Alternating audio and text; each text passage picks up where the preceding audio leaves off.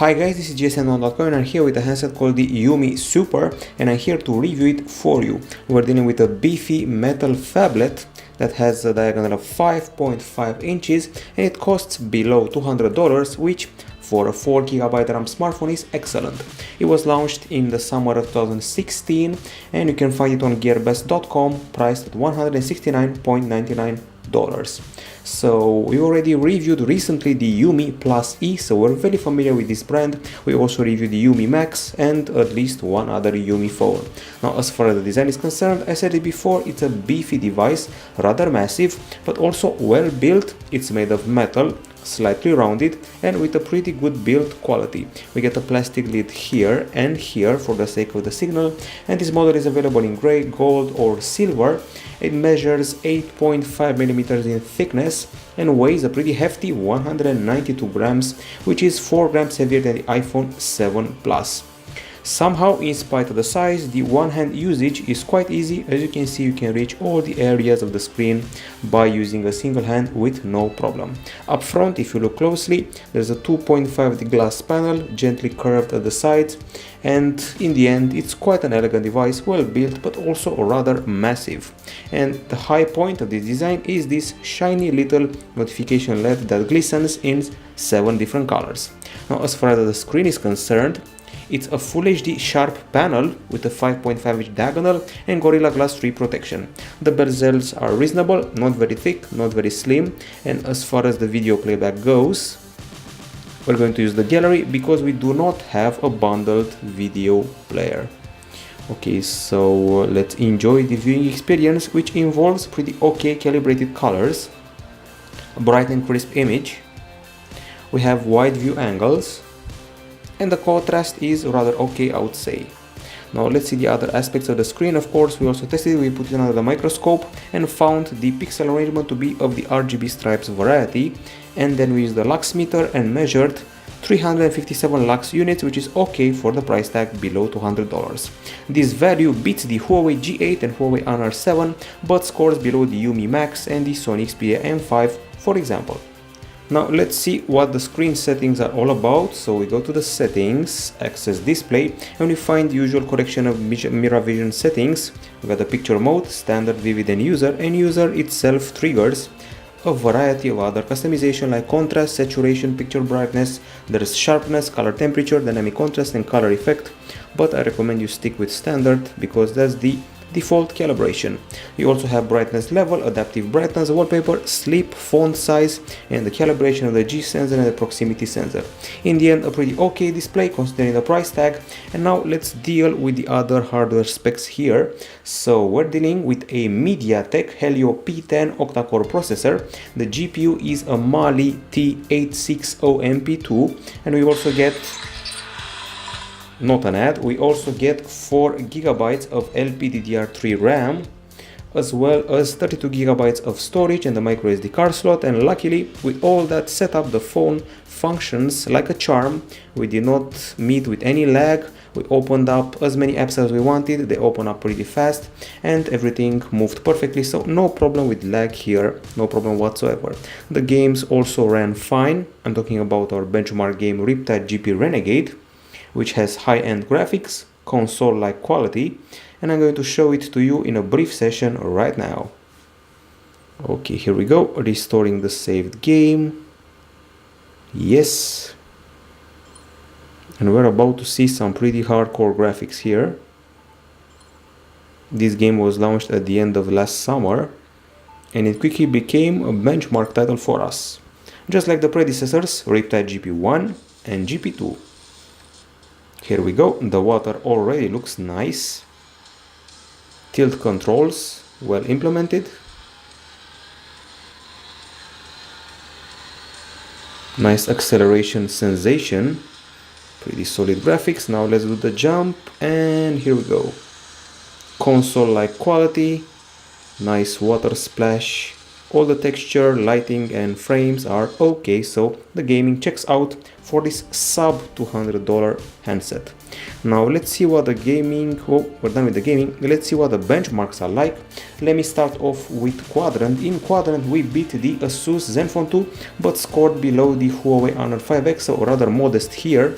Now as far as Antutu 6 goes, here is the score. In this test we surpassed the Sony Xperia XA, not bad, but score below the HTC One A9, so it can beat the handsets that are mid-rangers, powerful ones from last year, but somehow older models beat it. Now in the gamers benchmark 3D Mark Ice Storm Unlimited we scored a rather modest score once again, 10,000 points, almost 11,000.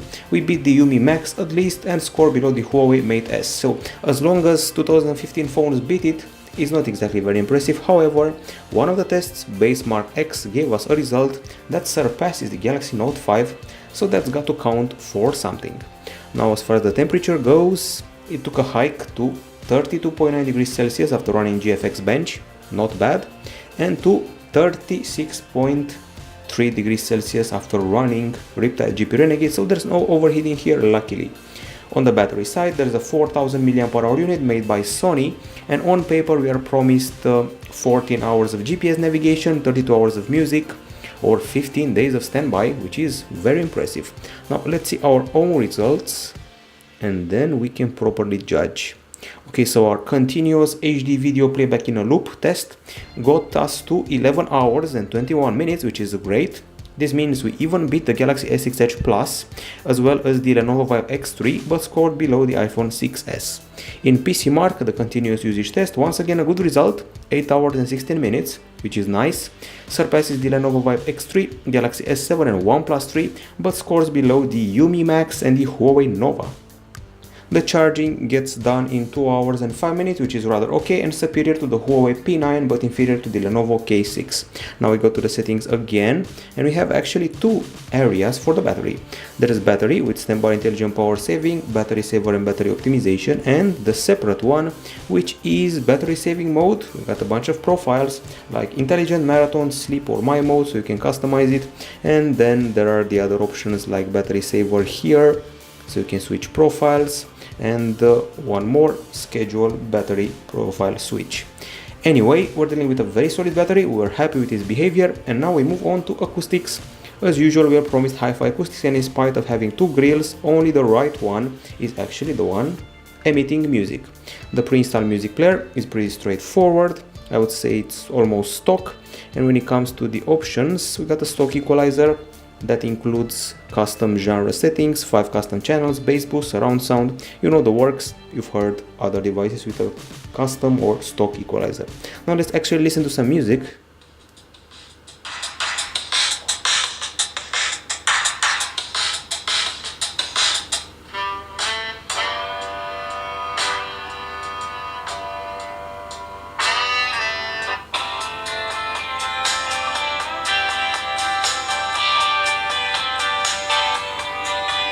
Okay, conclusion. So first of all, not exactly very loud by modern standards, and also it's a bit, I would say, clogged. That's the vibe. It feels like something is covering up the speaker slightly.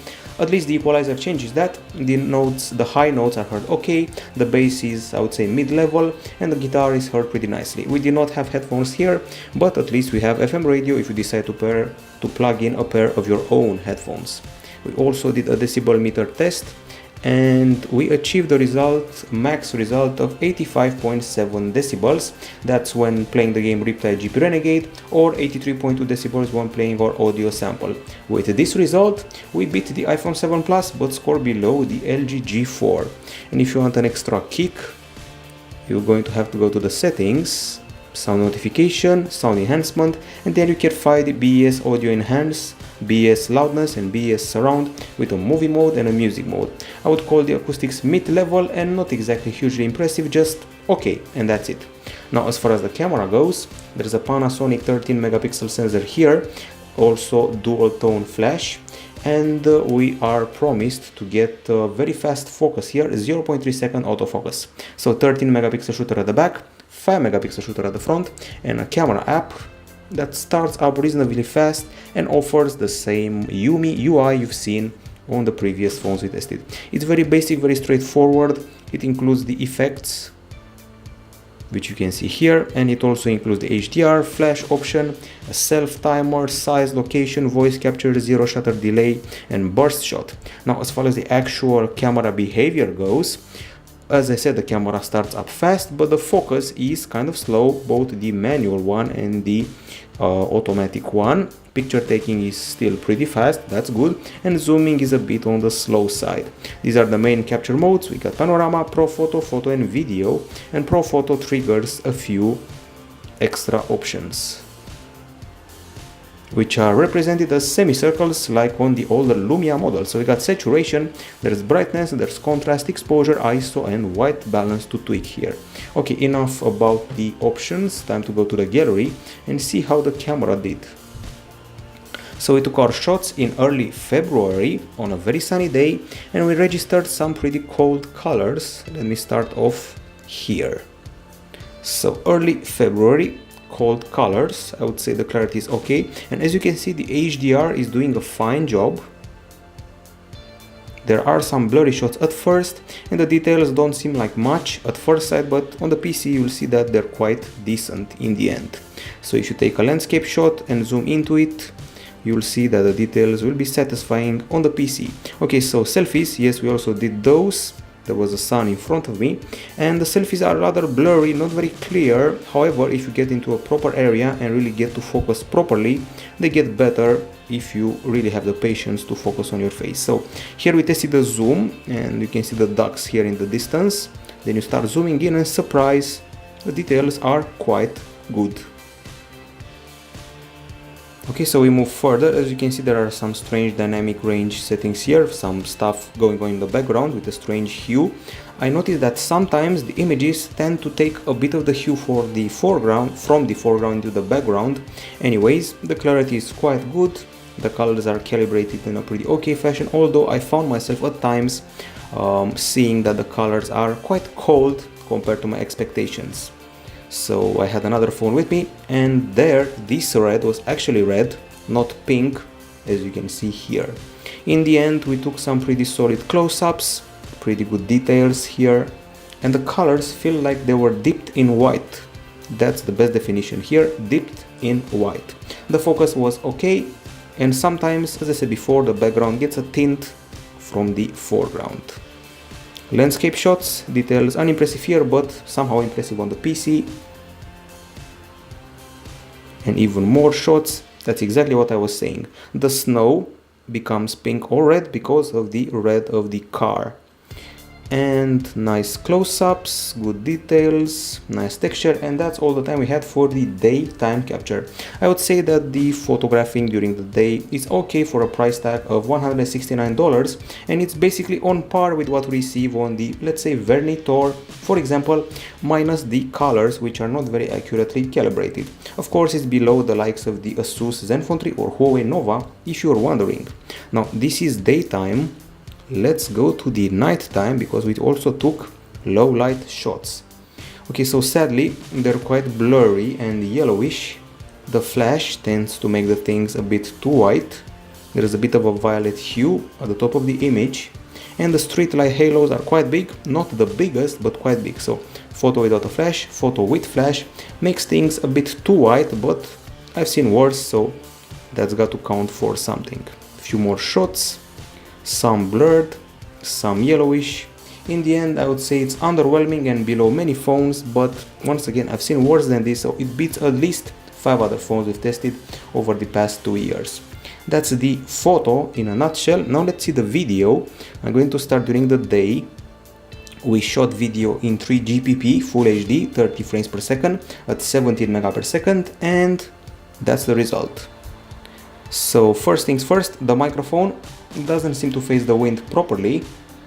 The clarity is, I would say, so-so. The exposure fluctuates. The image gets a bit burnt at times, and the video is a bit shaky. The thing that happened with the photos also happens with the videos, which means that sometimes the colors will be dipped in white and washed out. Still, the focus is good, the clarity is good. And I noticed that exposure never changes, no matter the scenery, which is rather odd. Here you should have some exposure change, but it doesn't happen. And here too. Anyways, aside from the too white image and the color calibration, the quality is, I would say, reasonable. Reminds me of the Asus Zenfone 2 on a bad day. That's the best example. You can forget about nighttime filming. It's rather bad. 7 frames per second, 2 mega per second. It's blurry, foggy, everything moves in frames, and it's a bit too red and yellow for my taste. I even would go as far as to say that an iPhone 4 films better than this, so that's a bad thing. Now that we're done with the camera and we remember that it takes reasonable shots but not so impressive videos, let's go to the web browsing. So you can opt for the pre-installed browser or opt for Chrome if you want to. This is the pre-installed one, and let's load up gsmdom.com. So not the fastest browser in the world, that's for sure. Still loading. Okay, and we also did some benchmarks. Those were done on Chrome. I would say they're mid-level. We went below the 1000 points in SunSpider, which is a good thing. Virtual keyboard is here for the input without swipe, as you can see. And now let's talk about the connectivity. So this is a dual SIM, dual standby phone. Both SIMs can do 4G. We have a micro SIM and microSD card slot, so the microSD works also as a SIM slot. There's Wi-Fi ABGN, Bluetooth 4.1, 4G LTE, GPS, USB Type-C with OTG support. There is no NFC, and we also have a feature called Turbo Download that combines 3G or 4G with Wi-Fi for improved speed. Now the calls done with this phone were clear, loud, the signal was good, and noise cancelling was just okay, not above the average, just okay. We also did a speed test, so let's see how that one handled the workload of the Wi-Fi and the 4G. Here we go. These are the results we achieved. So in 4G we went to 73 Mbps download, 48 Mbps upload, and in Wi-Fi 79 Mbps download, 25 Mbps upload. I will call them within the regular limits of the phones we've tested, so they're pretty decent as well. Now as far as the software goes, we're running on Android 6.0 Marshmallow, close to a stock version here, and we got the carousel multitasking with an option to close down all the apps. The drop-down section has the notifications and the quick settings, also pretty much stock. Keeping the screen pressed, home screen I mean, triggers the wallpapers and widgets. The widgets are also stock once again. And if you go to the settings, you'll find the goodies, and the goodies mean the Harlequin LED notification. You can set up your color here, and this beautiful ring will light up in whatever hue you want among these 7 of them. You can light it up when charging, when the battery is low, when you miss a notification, and that's what the ring is here to do, and also it looks nice when doing that. Other than that, we have an extra physical button here. It's called a shortcut button, and it can have a few features associated to it.